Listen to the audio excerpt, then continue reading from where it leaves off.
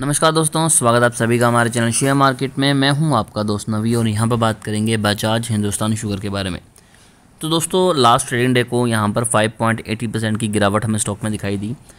मैं आज इस स्टॉक की पूरी जन्म कुंडली निकालने वाला हूं। कंपनी की बैलेंस शीट तक चेक करेंगे, जो लास्ट ईयर के क्वार्टर में के प्रॉफिट रहे हैं, कंपनी ने कितना एक्सपेंस किया है, कितना पैसा निकाला है, क्या कंपनी के पास रियल में पैसा है। अगर हम पिछले 5 दिनों की बात करें तो 16% की तेज़ी, पिछले एक मंथ में 29% के रिटर्न। अगर लो से हाई की बात करें तो अराउंड 55% के पॉजिटिव रिटर्न। 6 मंथ में स्टॉक ने लो से हाई तक की बात करें तो अराउंड 107% के रिटर्न, मतलब कि 6 मंथ में स्टॉक ने आपका पैसा डबल किया। मैक्स चार्ट जो रेड में था वो भी ग्रीन में हो चुका है, तो वापस काफ़ी सारे लोग एक्साइटेड हो चुके हैं और पैसा लगा रहे हैं। क्या यहाँ पर वर्थ इट है पैसा लगाना? पहली बात तो ये कि इस स्टॉक के बारे में मैंने स्टार्टिंग में बहुत नेगेटिव वीडियोस बनाई थी। उसके पीछे रीजंस थे। पहला मैं रीज़न आपके साथ डिस्कस करना चाहूँगा। सबसे पहला रीज़न ये था कि कंपनी के ऊपर कर्जा बहुत था। दूसरा, कंपनी जहाँ से रॉ मटेरियल परचेज़ कर रही थी, जिन फार्मर से पैसे गन्ना ले रही थी शुगर बनाने के लिए, उन्हें वो पैसा नहीं दे रही थी। तीसरा, जब सारी कंपनीज इथेनॉल पे शिफ्ट कर रही थी तो कंपनी के पास अपने प्रोडक्शन को बढ़ाने के लिए पैसे नहीं थे। चौथा, यहाँ पर प्रमोटर होल्डिंग लगातार गिरती जा रही थी और लगभग प्रमोटर जो हैं वो स्टॉक से बाहर आ चुके थे। लेकिन जब से कंपनी ने अपना डेट क्लियर करने के बारे में बातें करनी शुरू की थी, तभी से मैंने कहा था कि अब कुछ चांसेस हैं कि स्टॉक ऊपर जाएगा, और उसके बाद उन्होंने डेट क्लियर भी किया। तो सभी चीज़ों को डिस्कस करेंगे। देखिए, कंपनी आज की नहीं है, कंपनी बहुत पुरानी है। सबसे अच्छी चीज़ तो ये है कि कंपनी 1931 से काम कर रही है, तो इतनी पुरानी कंपनी है तो डेफिनेटली काफ़ी सारी चीज़ें कंपनी के फेवर में भी हैं। और सबसे बड़ी बात है कि बजाज ग्रुप का नाम इनके साथ जुड़ा हुआ है। 3000 करोड़ की कंपनी हो चुकी है। अगर बुक वैल्यू की बात करें 34 है, तो पहले बुक वैल्यू कम थी, बुक वैल्यू 34 अब हुई है। जब मैं वीडियो बनाता था तब ये काफ़ी ज़्यादा स्टॉक नीचे था, पेनी स्टॉक की कैटेगरी में आता था, और उसकी बुक वैल्यू भी उसी लिहाजन से नीचे थी। बट अब कंपनी की बुक वैल्यू इंक्रीज़ हुई है और करंट प्राइस 23, तो बुक वैल्यू से नीचे स्टॉक ट्रेड कर रहा है, जो कि अगेन एक अच्छा साइन है। देन बात करेंगे रिटर्न ऑन इक्विटी और रिटर्न ऑन कैपिटल एम्प्लॉयड की। दोनों की ही हालत बहुत ही ज़्यादा खस्ता है। 0.91 पे ट्रेड कर रहा है रिटर्न ऑन कैपिटल एम्प्लॉयड, और रिटर्न ऑन इक्विटी है -4 पे। तो ये चीज़ें बिल्कुल भी कंपनी को जस्टिफाई नहीं करती। रिटर्न ऑन एसेट्स माइनस में चले हुए हैं। प्रमोटर की सिर्फ 25% की हिस्सेदारी है, और उसमें भी देखें तो 100 के 100% शेयर जो है वो प्लेज हैं, तो यानी कि कंपनी के प्रमोटर बाहर आ चुके हैं। बट अब जो चीज़ अच्छी है वो ये है कि सेल्स यहाँ पर 7.22% इंक्रीज़ हुई है और प्रॉफिट 36% इंक्रीज़ हुआ है। इनफैक्ट डीआई की यहाँ पर 15.3% की होल्डिंग और एफआईज की 1.60% की होल्डिंग है, जो कि बढ़ी है। अब यहाँ पर अगर बात करें फ्री कैश फ्लो की, तो ये ईयर ऑन ईयर बेसिस पे दिखा रहा है, तो जो कि बहुत ही गड़बड़ा है। अगर मैंने कंपनी के मनी कंट्रोल पर वेबसाइट पर जाके जब इनके फाइनेंशियल्स अच्छे से देखे, तब मुझे इसमें भी चीज़ें ऊपर नीचे दिखाई दी, वो भी हम डिस्कस करेंगे। दूसरी चीज़ मैं आपको एक और बताऊँ कि अच्छी चीज़ ये है कि रिजर्व में कंपनी के पैसे बढ़े हैं 4300 करोड़, और डेट कंपनी के पास है 4292 करोड़। तब भी कंपनी के पास तकरीबन 8 करोड़ बचते हैं डेट क्लियर करने के बाद। और ये जो बोरिंग है, ये सारी बोरिंग इकट्ठी नहीं देनी पड़ेगी कंपनी के पास। देखिए, एक चीज़ वो भी है, लॉन्ग टर्म बोरिंग। 2 तरह के कर्जे होते हैं कंपनी के पास, एक शॉर्ट टर्म होता है और दूसरा होता है लॉन्ग टर्म। तो जिसमें से शॉर्ट टर्म तो कंपनी को पे करना ही पड़ता है जल्दी, बट लॉन्ग टर्म 10 साल 15 साल 20 साल चलता है, तो जिसमें कोई भी दिक्कत नहीं आती। इंस्टॉलमेंट में ही पैसे पे करते हैं, तो कंपनी आराम से उसे पे कर सकती है। तो ये तो सभी चीज़ें होंगी कंपनी की फेवर में। अभी कंपनी के बारे में नेगेटिव्स की बात करें तब भी आप देख सकते हैं काफ़ी ज़्यादा है। स्टॉक नो डाउट पिछले 6 मंथ में अच्छे रिटर्न दे रहा था, लेकिन हम हर चीज़ को कंसीडर करके चलेंगे।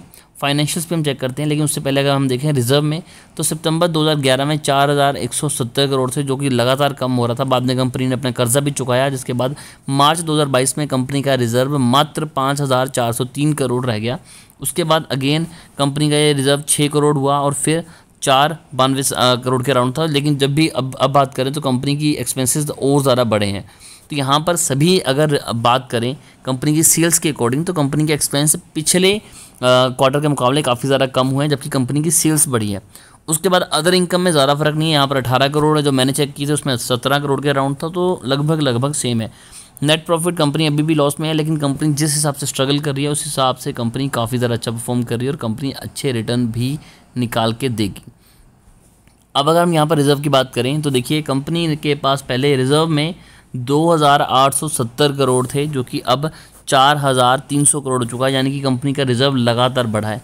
ये चीज़ मैंने आपको ऊपर ही बताई कि देखिए कंपनी का रिज़र्व लगातार बढ़ रहा है, जो कि अगेन एक बहुत ही ज़बरदस्त चीज़ है। एसेट्स के ऊपर ही बात करते हैं, अभी यहाँ पर ही बात करेंगे। अभी हम यहाँ पर देखेंगे प्रमोटर होल्डिंग इन्वेस्टर्स। तो देखिए, एक चीज़ जो सबसे बढ़िया लगी कि 15% की होल्डिंग थी प्रमोटर की 2020 में, जो कि अब 25% है। प्रमोटर अपनी होल्डिंग कब बढ़ाता है? जब प्रमोटर को पता है कि मेरी कंपनी अच्छा परफॉर्म कर रही है, मेरी कंपनी में बहुत अच्छे रिटर्न आने वाले हैं, और प्रमोटर कभी भी 10-20% के लिए नहीं इन्वेस्टमेंट बढ़ाएगा कि चल मैं 10% निकाल लेता हूँ, 20% निकाल लेता हूँ। प्रमोटर को कम से कम 60 से 80% दिख रहा होता है कि यार मेरे जो वैल्यू है शेयर्स की वो 80% तक अप हो जाएंगे, 100% तक अप हो जाएंगे, इसलिए वो अपनी होल्डिंग को बढ़ाते हैं। और जो कंपनी डेट में है, नीचे डिक्लाइन जा रही है, उसमें प्रमोटर अपनी होल्डिंग बढ़ा रहा है, तो डेफिनेटली प्रमोटर को पता है कि मेरी कंपनी अच्छा काम कर रही है। 2020 में 0.95% की होल्डिंग थी एफआईज की, अब बढ़कर 1.60% हो चुकी है। तो प्रमोटर के बाद एफआईज ने अच्छा खासा पैसा यहाँ पर बढ़ाया है। डीआई ने अपनी होल्डिंग कम की है, न जाने क्यों, लेकिन 42% की जो होल्डिंग थी वो अब 15% की हो चुकी है। 40% की होल्डिंग यहाँ पर पब्लिक की थी, जो कि अब 58% की हो चुकी है। यानी कि पब्लिक और DFIs दोनों ही मिलके यहाँ पर अच्छी खासी बाइंग कर रहे हैं, साथ ही साथ प्रमोटर तो अपनी कंपनी के शेयर्स बाय कर ही रहे हैं। अब ये चीज़ें क्लियर हो गई। अब हम बैलेंस शीट पे आते हैं। यहाँ पर एक चीज़ का ध्यान रखिएगा, पहले फिगर्स यहाँ से इस साइड जाती थी, लेकिन यहाँ पर मनी कंट्रोल में ये फिगर्स राइट टू लेफ्ट जाएंगी। तो मार्च 2019 से बात करेंगे मार्च 2023 तक, जो मेन चीज़ें उन्हें कवर करेंगे। सबसे जो अच्छी चीज़ मुझे लगी वो है रिजर्व और सरप्लस। तो यहाँ पर आप देख सकते हैं कि 2019 में 2682 करोड़ कंपनी के पास थे, जो कि बढ़कर अब 4208 करोड़ हो चुके हैं। तो पिछले तकरीबन 5 सालों में कंपनी का रिजर्व में कितना पैसा बढ़ा है। फिर आपको बताया था कि देखिए 2 तरह की बोरिंग होती हैं, 2 तरह के कर्जे हैं, लॉन्ग टर्म बोरिंग और शॉर्ट टर्म बोरिंग। तो यहाँ पर अगर बात करें बोरिंग की, तो कंपनी की जो बोरिंग है वो भी लगातार हर साल कम हो रही है। अगेन एक अच्छा साइन है। टोटल नॉन करंट लाइबिलिटीज़ की बात करें तो यहाँ पर देखिए 2019 में 6090 करोड़ के अराउंड थी, जो कि अब 5275 करोड़ के अराउंड हो चुकी है। यहाँ पर कंपनी ने लगातार अपनी लाइबिलिटीज़ को कम किया है। अगेन बहुत अच्छी चीज़ है। अब बात करते हैं एसेट्स की, कंपनी के एसेट्स में कितना फ़र्क पड़ा है। अगर प्रमोटर होल्डिंग बढ़ रही है तो एसेट्स में भी फ़र्क पड़ना चाहिए, वो भी बढ़ने चाहिए। सेम चीज़ यहाँ पर भी हुई है। 13,806 करोड़ के एसेट्स थे 2019 में, जो कि अब हो चुके हैं 15,940 करोड़। कंपनी खुद को एक्सपैंड कर रही है, और ये एक्सपैंड में सबसे बड़ा जो योगदान रहा है वो रहा है इथेनॉल का। कंपनी को पता है कि इथेनॉल, अगर हम इलेक्ट्रिक व्हीकल की बात करें तो जी हाँ, इलेक्ट्रिक व्हीकल अच्छा परफॉर्म कर रहे हैं, बट क्या आपको पता है कि मार्केट में इलेक्ट्रिक व्हीकल के मुकाबले हाइब्रिड इंजन ज़्यादा चल रहे हैं, जिसमें पेट्रोल और इलेक्ट्रिक बैटरी का दोनों का ही यूज़ हो रहा है, जिसमें काफ़ी ज़्यादा अच्छी परफॉर्मेंस निकल के आ रही है। तो ऐसे में अगर गाड़ियाँ हाइब्रिड की तरफ भी जाती हैं तो पेट्रोल की डिमांड कम नहीं होने वाली। साथ ही बड़ी जो कंपनीज हैं, बड़े मशीनरीज हैं, वो कभी भी इलेक्ट्रिक व्हीकल पे नहीं काम कर सकती। बड़ी बड़ी जो कंस्ट्रक्शन में कमर्शियल व्हीकल यूज़ होते हैं, उन्हें पेट्रोल या फिर डीजल पे ही चलाना पड़ेगा। ऐसे में वहाँ पर भी इथेनॉल की नीड हमें होनी ही वाली है। तो कंपनी इस चीज़ को भी समझ रही है और इथेनॉल के ऊपर भी काम कर रही है। तो उसकी वजह से कंपनी के एसेट्स भी काफ़ी ज़्यादा तरीके से इंक्रीज़ हो रहे हैं। इन्वेस्टमेंट कंपनी में अच्छी खासी हो रही है, हर चीज़ कंपनी के फेवर में है। तो ओवरऑल अगर मैं सम अप करना चाहूँ तो डेफिनेटली यहाँ पर इन्वेस्टमेंट की जा सकती है, लंबे हिसाब से आपको अच्छा प्रॉफिट निकाल के देगी। फिर भी इस शेयर को लेकर अगर आपकी कोई भी क्वेरी रहती है तो आप कमेंट कीजिए।